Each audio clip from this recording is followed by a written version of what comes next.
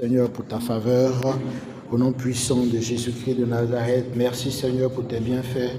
Merci, Seigneur, pour ta bonté, au nom de Jésus de Nazareth. Merci, Seigneur, pour ta grâce, au nom de Jésus de Nazareth. Amen. Donc, je vous salue tous dans le nom de Jésus. Donc, vu que le temps est parti, on va essayer de faire au mieux. Donc, déjà, je veux nous encourager, comme dit le pasteur Pierre, dans les proclamations, parce que je vois beaucoup de personnes qui cherchent la bénédiction, alors qu'ils ne savent pas que la bénédiction qu'ils cherchent est dans leur bouche, en fait. Donc, tous ceux qui comprennent, n'est-ce pas, le principe de la proclamation, et tous ceux-là qui appliquent le principe de la proclamation, ce sont des personnes qui vont nager, en fait, dans la bénédiction dans leur vie. Et l'un des passages qui m'a amené à adopter la proclamation, c'est lorsque Dieu, n'est-ce pas, était en train de créer donc ce monde, et la Bible dit que la terre était informe et vide, et puis Dieu a proclamé la lumière.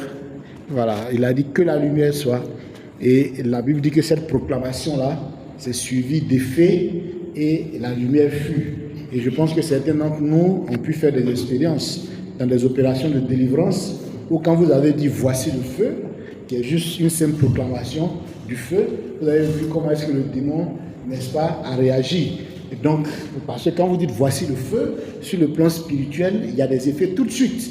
Et ça se ressent, n'est-ce pas, dans la réaction du démon. Donc, c'est un principe qui est très simple, et c'est un principe qui change les vies, qui transforme, n'est-ce pas, les vies. Donc, si chacun de nous est dans cette dynamique-là, utilise sa bouche pour proclamer de très belles choses sur sa vie, pour proclamer des choses excellentes sur sa vie, pour proclamer des choses glorieuses, n'est-ce pas, sur sa vie. Si vous avez cette habitude-là, vous verrez votre vie se transformer devant vos yeux. Vous verrez vous-même la transformation, et puis les autres verront aussi la transformation. Alors, il y a un frère qui est venu, qui voulait qu'on fasse un débat. On se connaît, hein? On se fréquente depuis 13 ans. Et depuis toujours, il a été dans les débats, en fait. Lui, il aime bien les débats. Donc, je lui ai dit, il y a 13 ans, on pouvait faire les débats. Mais aujourd'hui, 13 ans plus tard, on ne fait plus de débats. Parce que pour qu'un enseignement soit approuvé, il faut que cet enseignement-là soit éprouvé. Donc, tu avais ta conception il y a 13 ans. Moi, j'avais ma conception il y a 13 ans. Donc, on n'est plus dans le débat. Chacun maintenant doit venir présenter les résultats que sa conception a produits. Et puis maintenant, les résultats vont nous départager. Donc, on n'est plus dans le débat. Voilà. On a fini cette étape-là où on débattait. Tu as ta conception depuis 13 ans. Cette conception-là t'a permis de produire quoi? Donc, tu es devenu quoi? Tu as réalisé quoi? Donc, à partir du moment où tu présentes ça, ta conception est éprouvée. Ça veut dire qu'à l'épreuve du terrain, à l'épreuve de la réalité de la vie, ta conception t'a permis de changer les choses et de devenir quelqu'un qui a de l'impact et quelqu'un qui a de l'influence. Donc, à partir de ce moment-là, ta conception qui a été éprouvée est maintenant approuvée. C'est-à-dire qu'on ne discute plus dessus, en fait. Voilà. Donc, je l'ai dit, moi, je ne suis plus au stade de débat. C'est fini, ça. Je suis au stade où je présente mes résultats. Et puis si toi tu penses que ta conception est la bonne, présente-moi tes résultats et puis nos résultats nous départagent. Et ça, c'est pas nouveau. C'est la manière dont Jésus lui-même a donné pour départager. Ils ont demandé à Jésus, mais on fait comment pour les reconnaître? J'ai dit, mais vous les reconnaîtrez à leurs fruits. Donc vos résultats, ce sont vos fruits. Donc c'est à partir de là qu'on reconnaît que la qualité de l'enseignement que vous donnez là, c'est un enseignement qui est vraiment éprouvé en fait. Donc, ce que nous vous disons, le principe de la proclamation, c'est un principe que Dieu lui-même applique. Et comme Éphésiens chapitre 5, verset 1 nous invite à devenir des imitateurs de Dieu, donc on vous demande aussi d'être dans cette imitation-là en proclamant de bonnes choses dans votre vie. Quand Dieu a proclamé, il n'a pas proclamé les ténèbres, il a proclamé la lumière, parce que la lumière c'est quelque chose de bon. Alors qu'est-ce que toi tu proclames dans ta vie? Est-ce que tu proclames la santé sur ta vie? Est-ce que tu proclames le bonheur? Est-ce que tu proclames la paix, la joie, la richesse, l'abondance, le succès? Qu'est-ce que tu proclames sur ta vie tous les jours? Dieu lui-même qui est Dieu là, il proclame. Donc qui es-tu pour dire que toi tu ne proclames pas? Amen. Donc ça c'est vraiment le principe de la proclamation. Alors aujourd'hui, le message d'aujourd'hui, discerner la grâce, c'est un message qui est hyper important à cause de l'attitude en fait des chrétiens. à cause de l'attitude des chrétiens qui discernent tout sauf la grâce. Et comme ce qu'ils discernent, c'est tout sauf la grâce, quand vous les écoutez, quand vous les entendez, il n'y a rien d'édifiant qui sort de leur bouche. Parce que celui qui n'a pas discerné la grâce, quand il parle, il n'y a rien d'édifiant qui peut sortir de sa bouche. Parce que c'est quelqu'un qui a utilisé la vue, qui a regardé, et qui, quand il parle, n'est-ce pas, te sort des paroles qui font que toi-même tu es découragé de vivre, en fait. Donc, c'est des paroles qui viennent briser ton espérance, qui viennent briser, n'est-ce pas, ta foi, et qui viennent briser l'amour qui est en toi. Donc, qui sont les 3 valeurs éternelles que le royaume de Dieu dispense. Je vous ai dit qu'un message qui vient de Dieu suscite en vous soit de l'espérance, soit de la foi, ou soit de l'amour. Si vous recevez un message qui suscite en vous la peur, ce n'est pas un message qui vient de Dieu. Si vous recevez un message qui suscite en vous l'effroi, ce n'est pas un message qui vient de Dieu, c'est un message qui vient de l'enfer. Parce que le rôle de l'enfer, justement, c'est de susciter l'effroi dans les gens, c'est de susciter la peur. Tous ceux qui ont expérimenté des présences démoniaques savent. Quand il y a une présence démoniaque, la sensation que tu as, c'est une sensation de peur et de froid.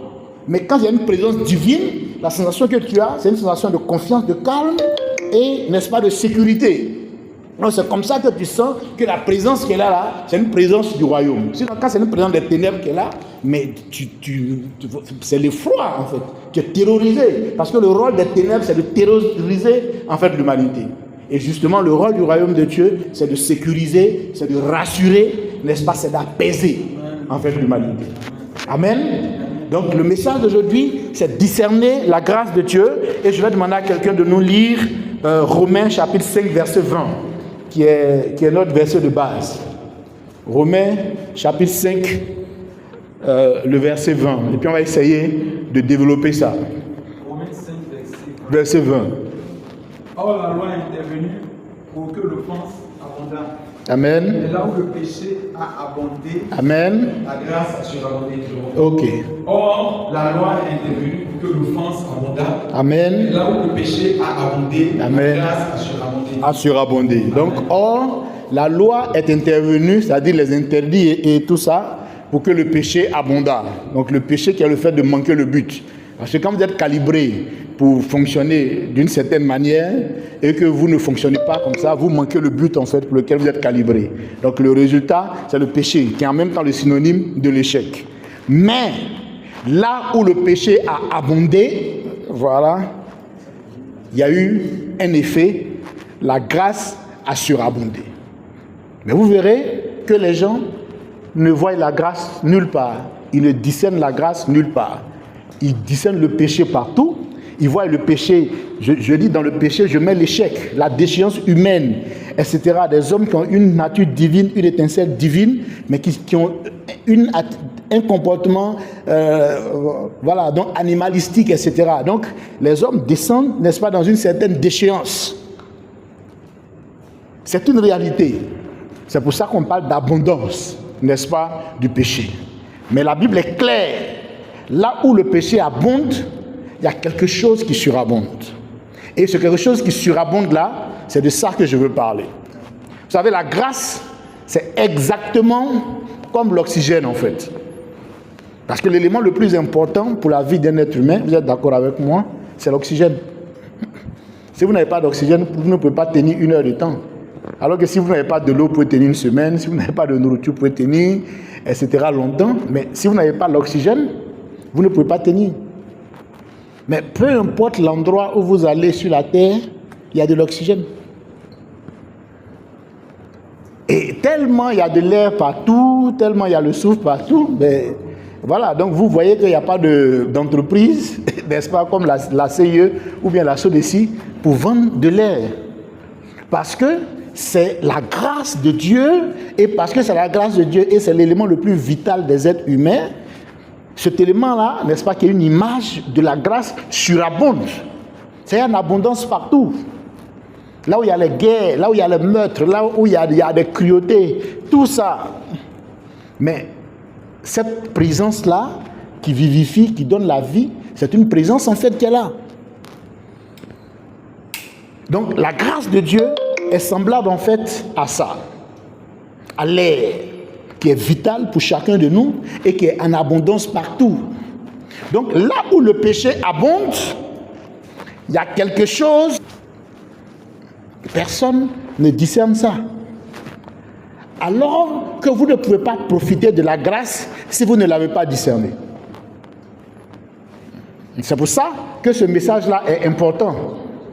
Donc il n'y a pas de déficit de grâce. La grâce de Dieu surabonde, mais n'en profitent que ceux qui ont discerné, qui ont réussi à capter, à voir, n'est-ce pas, que la grâce de Dieu est beaucoup plus abondante, est beaucoup plus présente, est beaucoup plus forte que toutes les déviations, n'est-ce pas, qui peuvent exister et dont on est témoin et qu'on peut relater en fait. Donc c'est vraiment pour moi un élément qui est fondamental parce que en fonction de ce que vous discernez, vous avez une manière de vous comporter, une manière de parler, une manière d'agir en fait.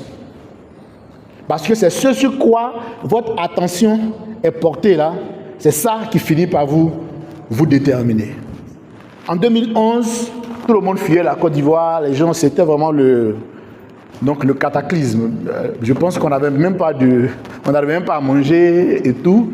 Moi, je me souviens qu'en 2011, je marchais jusqu'à Benjerville pour chercher la nourriture. Et puis bon, je marchais jusqu'à venir à la Palmeraie et tout ça.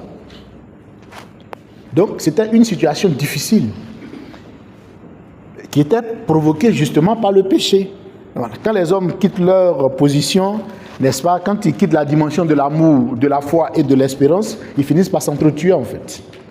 Sinon, vous ne pouvez pas être dans la dimension de l'amour et puis prendre un fusil contre votre frère. Donc, le péché avait abondé. Mais moi, je me souviens que dans ce dénuement-là, j'avais discerné la grâce. Et j'ai dit aux gens, ceux qui voilà, le prophète Hippolyte peut témoigner, j'ai dit que cette situation-là, beaucoup disent que ça va les perdre, ça va les détruire et tout ça. Mais moi, tout ce que je cherche de bon dans la vie, là, cette situation-là va m'apporter ça. Tout ce que je cherche de bon. Mais c'est le discernement de la grâce de Dieu qui surabonde, qui fait que je dis ça. Et quand la crise est passée, je suis devenu beaucoup plus puissant que je ne l'étais avant la crise. Mais ce n'est pas venu au hasard. C'est venu de la proclamation que j'ai faite en fonction de la grâce que j'ai discernée. Donc la Bible est claire. Là où le péché abonde, il y a quelque chose qui dépasse toujours le péché. Il y a quelque chose qui surabonde beaucoup plus que le péché. Et cette chose-là, c'est la grâce de Dieu. Mais cette grâce de Dieu-là, vous ne pouvez en profiter que si vous l'avez discernée. Si vous ne l'avez pas discernée, vous ne pouvez pas en profiter alors qu'elle est là et elle est là en grande abondance. Donc aujourd'hui, je vois les chrétiens qui savent décrire le péché, qui savent décrire tous les travers du monde.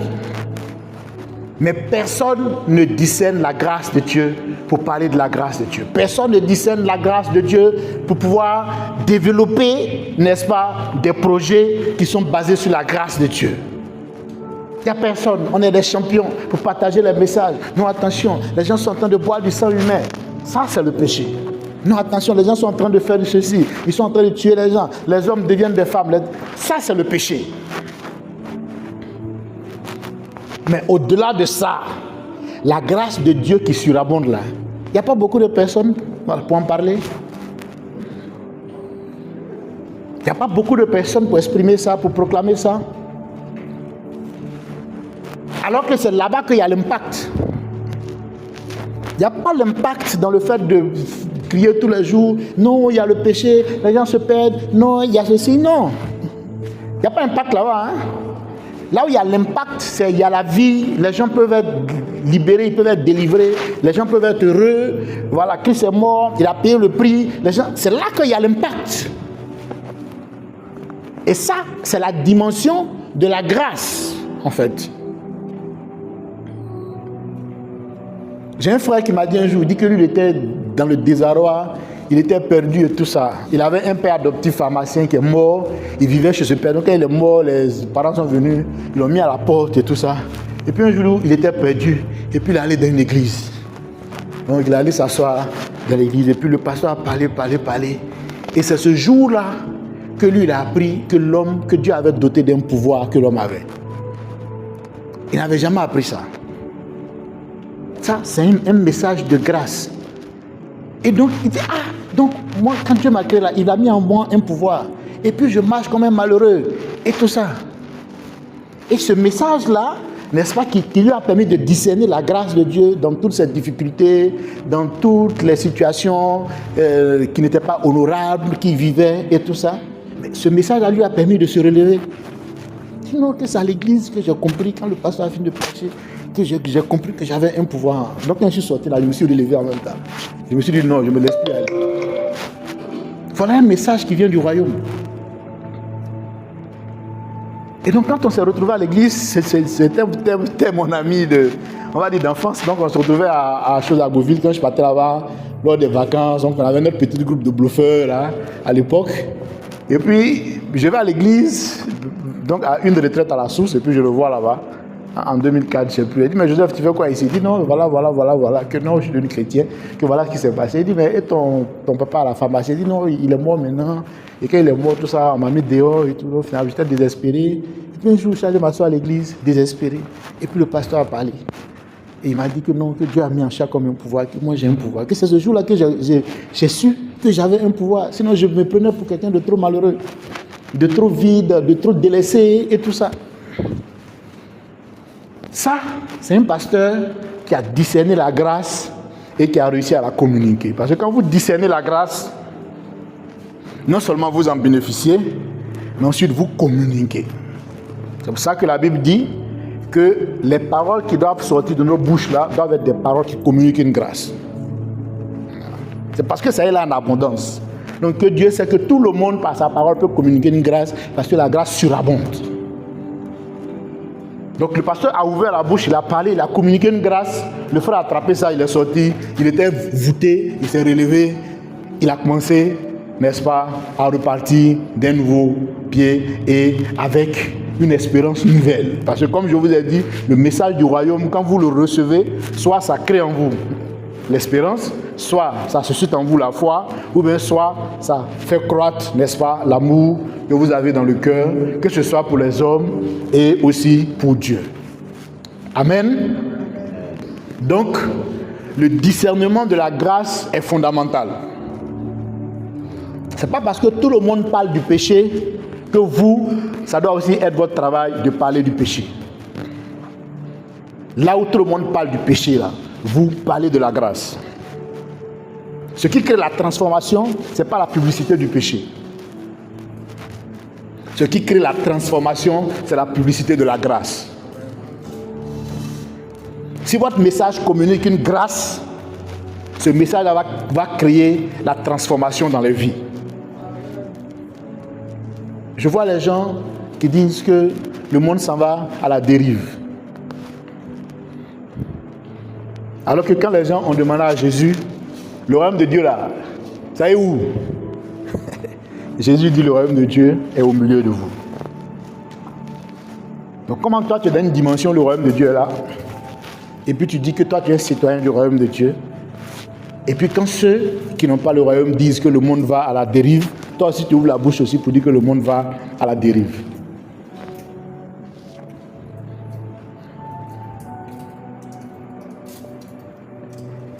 Ceux qui fonctionnaient par le péché, ceux qui avaient développé les relations contre nature, ceux-là, ils se sont organisés depuis 100 ans.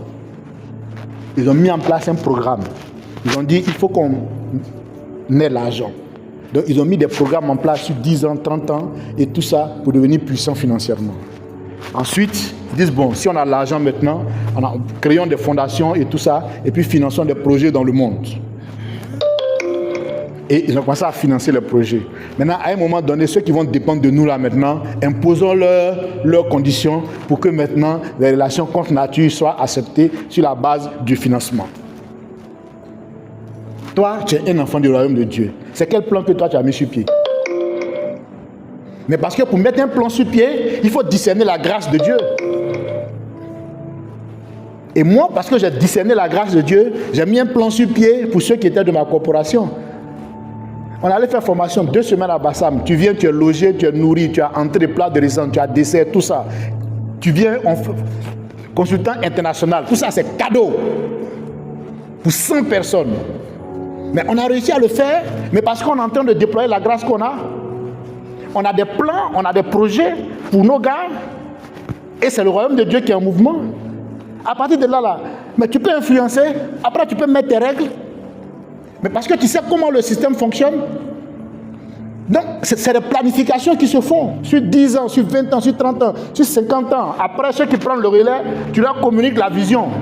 Vous dites, non, quand on va venir tant, il faut que tel volet là, il faut qu'on maîtrise ça. Il faut vous maîtriser le volet économique, il faut faire ça, il faut faire ça, il faut faire ça. À partir du moment où tu fais ça, maintenant tu as le pouvoir, maintenant tu imposes tes règles. Voilà comment le royaume fonctionne. Mais pour que tu arrives à faire ça, il faut que tu discernes la grâce de Dieu. Donc quand les gens sont en train de faire la publicité du péché, mais toi tu n'es pas dedans aussi. Si on veut, on n'a qu'à dire que toi tu prêches pas le péché. Ceux qui prêchent le péché là, ils n'ont qu'à nous montrer leurs fruits et leurs résultats. Nous on prêche la grâce de Dieu. Notre message dispense l'espérance, notre message dispense la foi, notre message dispense l'amour. Et puis on peut présenter des transformations que la grâce a produites. Donc voilà comment est-ce que les choses fonctionnent. Quand on est sorti de là, je dis bon voilà ce qu'on va faire. On va mettre en place un système sur 300 ans. Voilà ce qu'on va mettre en place, etc., etc., etc. De sorte que quel que soit celui qui sera dans notre fonction, quel que soit le choc qu'il aura, le système qu'on va mettre en place, ça va amortir le choc. Mais c'est le royaume qui est en train de faire ça. Donc tous ceux qui pensent que le monde va à la dérive là, il ne peut pas mettre le programme en place sur 300 ans. Le travail de Jésus là, c'est un programme qui est mis en place sur les millénaires. C'est pour ça qu'on dit au siècle des siècles. Ce n'est pas des choses d'un an, de 2 ans, de 3 ans, de 4 ans, non. C'est des programmes qui se déploient en siècles. Et si tu discernes la grâce de Dieu, tu vas rentrer dans cette dimension double XL là. Parce que tu sais que tu es dans la conscience de l'éternité. Tu sais que ton maître et tout ça, c'est quelqu'un qui est venu révéler la vie éternelle. Donc, quelqu'un qui est dans une dimension de vie éternelle ne peut pas faire programme sur 10 ans, sur 20 ans. Tu fais programme avant la tombe, tu fais programme après la tombe. Et tu communiques, n'est-ce pas, cette grâce-là aux gens. Des gens vont continuer après toi. Et puis la grâce de Dieu qui surabonde continue de se manifester parce qu'on a eu des canaux. Discerner la grâce de Dieu. Là où le péché abonde, la grâce de Dieu surabonde. Et c'est le discernement de la grâce de Dieu qui vous permet de faire des exploits avec le Seigneur. Tu ne peux pas avoir la conscience remplie de ce que le monde va à la dérive et puis tu as fait des choses extraordinaires. C'est quand tu as la conscience qui est remplie de la grâce de Dieu qu'au moment où le monde va à la dérive là, tu dis moi, je vais manifester le royaume de Dieu. Dans ce chaos que les gens truquent là, moi je vais faire manifester des œuvres excellentes, des œuvres qui vont étonner. Voilà comment les enfants de Dieu fonctionnent. L'Égypte partait vers le chaos. Joseph, rempli de la conscience du royaume de Dieu, est venu, il dit non, ça s'en va vers le chaos, mais on peut faire en sorte que ça n'aille pas vers le chaos. Et voilà le plan qu'on met en place. Si on met en place ce plan-là, si on l'exécute, ben ça ne va pas vers le chaos. Du coup, le président dit, Joe, prends le pouvoir. Donc, ce n'est pas quand tu vas venir dire non, mais ça va aller vers le chaos, tout va tomber, ah, on n'aura rien à manger, hein. Bon. Mais personne ne va te nommer chose au Premier ministre, mais parce que tu as professé l'échec, le péché et tout ça. Non. Je dois faire venir et dire, cette situation-là, voilà comment est-ce qu'on peut gérer ça. Voilà la grâce, voilà. Il a mis l'espérance dans le cœur, n'est-ce pas, de Pharaon. Il a vu que Pharaon a eu maintenant la foi que la situation pouvait être renversée. Voilà un enfant de Dieu, il dit, ok, bon Joseph, laisse affaire de prison là. On prend le pouvoir. Vous voyez, dans le pays là, je ne sais pas s'il peut trouver un gars comme toi. Tout le monde est dans vision de péché, de de dérive, etc. Personne, les bonnes choses que toi tu vois là, la manière dont personne ne voit ça. Donc on ne peut pas leur donner le pouvoir. Donc on n'a pas le pouvoir, on est à côté du pouvoir, parce que tout ce qu'on voit, c'est noir, tout ce qu'on voit, c'est sombre. Et tous nos messages sont sombres. Et puis ceux qui discernent la grâce de Dieu, on s'attaque à eux. Non, lui, il ne prêche jamais sur le péché. Mais est-ce que le péché sauve pour que moi je vienne prêcher sur le péché? Ce qui sauve là, c'est la grâce de Dieu. Donc quand vous donnez un message, la Bible dit que votre message doit communiquer une grâce. C'est ça qui crée les transformations. Et c'est ça qui impacte les vies. Donc aujourd'hui, les gens disent, mais Booster, les gens m'apprennent, mais tu es devenu puissant, tu es devenu... Non, mais c'est simplement parce que j'ai discerné la grâce de Dieu. Et comme j'ai discerné la grâce de Dieu, j'exploite la grâce de Dieu, et puis je crée des systèmes pour répandre cette grâce-là sur les gens. Et comme c'est un système divin, naturellement, mais tu deviens puissant. Ça se fait naturellement en fait. Donc si vous savez discerner la grâce de Dieu, vous pourrez exploiter, n'est-ce pas, cette grâce-là, et vous pourrez maintenant la communiquer en fait.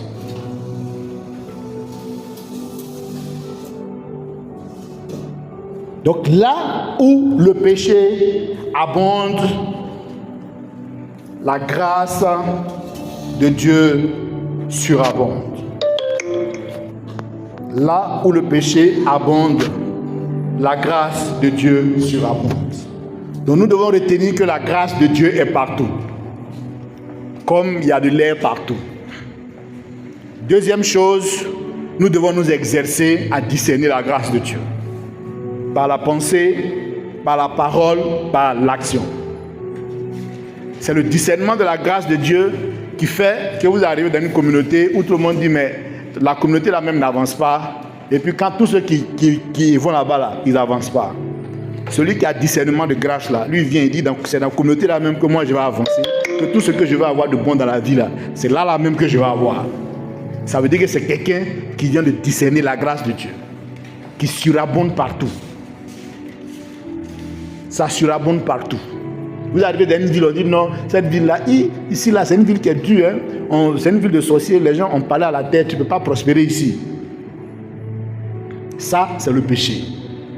Mais celui qui est dans la vision du royaume, il sait que là où le péché abonde, la grâce surabonde. Donc tu dis, restez voilà, tranquille. La prospérité que personne n'a connue sur cette terre, c'est cette prospérité-là que moi je vais connaître. Le succès que personne n'a connu sur cette terre, c'est ce succès-là que je vais connaître. Et parce que tu as discerné la grâce de Dieu, et parce que tu as confessé, tu as proclamé la grâce de Dieu, mais toi-même tu vas voir les manifestations dans ta vie.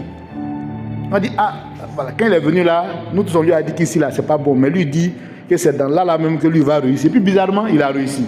Voilà, ça c'est ceux qui n'ont pas la connaissance. Ah, il a dit ça, mais bizarrement ça a marché. Ça c'est ceux qui n'ont pas la connaissance. Nous qui avons la connaissance, on sait que quand tu dis ça, c'est ça qui va arriver. Donc nous on peut expliquer. On n'est même pas surpris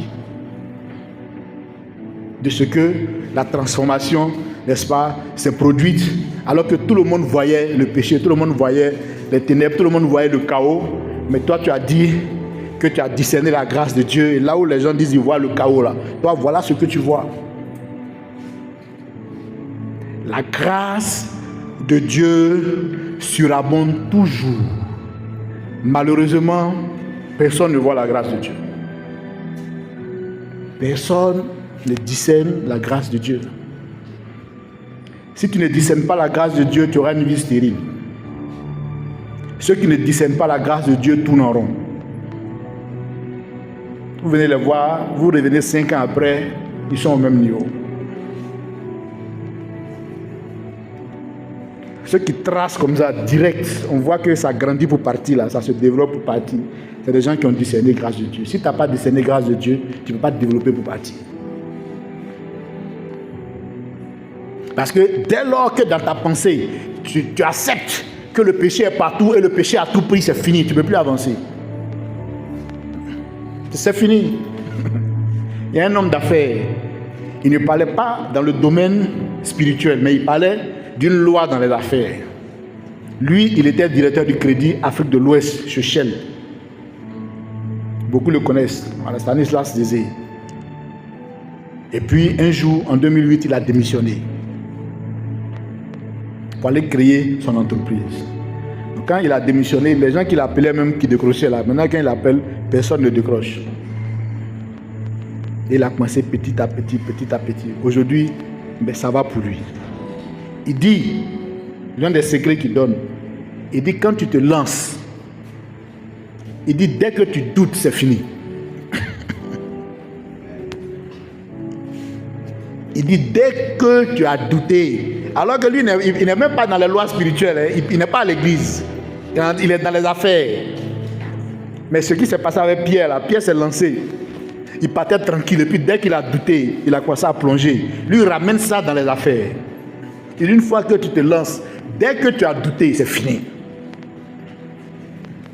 Mais parce que les lois du royaume, les lois spirituelles sont universelles.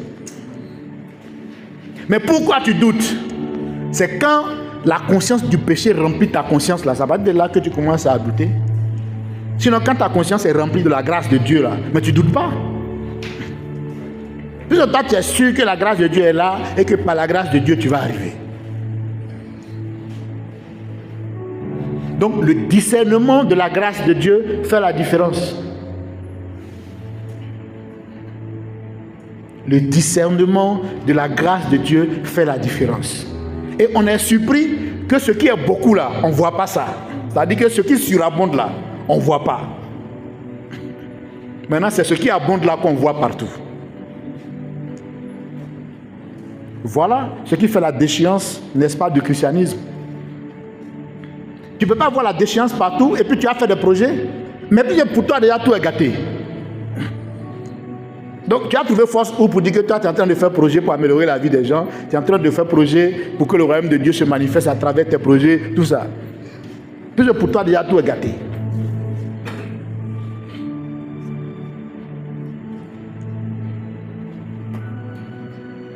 Donc bien aimés, nous devons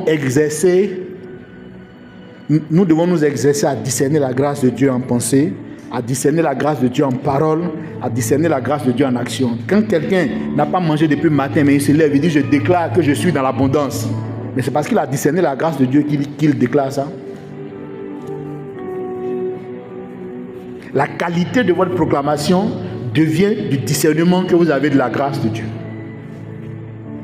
Parce que vous savez que le Seigneur vous a tout donné dans la grâce. Et à partir de là, c'est ce que vous proclamez là qui se manifeste dans votre vie. Puisque la grâce est là en surabondance. Donc chacun peut avoir ce qu'il veut par grâce. Donc à partir de là, tu n'as pas peur de proclamer.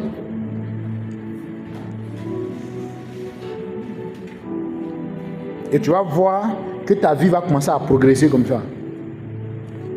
Voilà. Tu vas commencer à laisser les autres. Ils vont venir vouloir rentrer dans le débat avec toi. Il faut les laisser. Il faut laisser le débat là. Il faut appliquer. Il faut accélérer. Il faut foncer. Et puis après, vos fruits vont vous départager. Ça ne ment pas où? La vie là, ça ne ment pas. Tu discernes la grâce de Dieu, tu exploites la grâce, les résultats seront évidents. Paul a dit à Timothée, il faut rester tranquille. Applique-toi, pratique, jusqu'à ce que tes progrès soient évidents. C'est tout, oui. Il n'a pas dit à Timothée, va débattre avec les gens. Chacun n'a qu'à avoir sa conception. Maintenant, nos résultats, nos fruits viendront nous départager. Pour dire qui a le vrai message. Discerne la grâce de Dieu. Parce que là où le péché abonde, la parole de Dieu nous dit que la grâce de Dieu surabonde. Et vous ne pouvez bénéficier de la grâce de Dieu que si vous l'avez discerné. Si vous avez su que derrière tout ça, il y a la grâce de Dieu qui est au-dessus et qui commande tout ça. C'est tout. Chambre climatisée, tout ça. Entrée, dessert, plat de résistance. Mais qu'est-ce que j'ai fait à Dieu pour mériter ça? Donc les gens expérimentent la grâce. Mais parce qu'il y a quelqu'un qui a discerné et qui est en train de répandre. C'est comme ça que le royaume de Dieu fonctionne. Donc si vous comprenez ça, si vous appliquez, on verra dans vos résultats. Vous appliquez, on verra dans vos résultats. Et les gens vont témoigner de la grâce de Dieu qui les a visités grâce à votre canal. Et beaucoup vont sentir que vous n'êtes pas du monde. Parce que quand vous discernez la grâce et que vous commencez à communiquer la grâce, tout le monde sent le royaume de Dieu à travers vous. Donc les gens commencent à sentir que lui, non, il n'est pas simple. Je me souviens d'une tantine, voilà, qui disait que le booster, il ne nous a pas encore dit la vérité. Elle a dit le booster là, c'est pas un homme. C'est un ange qui s'est mis dans un corps et il ne veut pas nous dire la vérité. Mais c'est des gens qui expérimentent concrètement la grâce. Donc, ils sentent que non, attention, il y a quelque chose qui se manifeste derrière. C'est pas humain, c'est pas terrestre. Ce qui vient là, non, c'est forcément divin, quoi. Mais les gens sentent ça. Mais on peut sentir la grâce à travers vous parce que vous avez discerné la grâce. Et donc vous l'exploitez et puis vous la partagez, vous la communiquez. Donc quand la Bible dit que la parole qui sort de votre bouche la communique forcément une grâce, la Bible ne le dit pas au hasard. Mais c'est parce que la grâce est versée partout. Que la parole qui sort de ta bouche doit communiquer en fait une grâce. Et c'est cette grâce-là qui fait que les gens expérimentent le royaume de Dieu et commencent à quitter, n'est-ce pas, les chemins des ténèbres pour se rapprocher, en fait, voilà, du royaume de Dieu. Donc le discernement de la grâce vous rend puissant. Et ça vous amène à faire des plans sur 100 ans, sur 200 ans, sur 300 ans. Répondant à la grâce, c'est à partir de là maintenant qu'on peut contrer le péché. C'est à partir de là maintenant qu'on peut contrer les plans du diable et les plans des ténèbres. Discerner la grâce de Dieu. Donc que le Seigneur nous bénisse et on va vous permettre de poser des questions.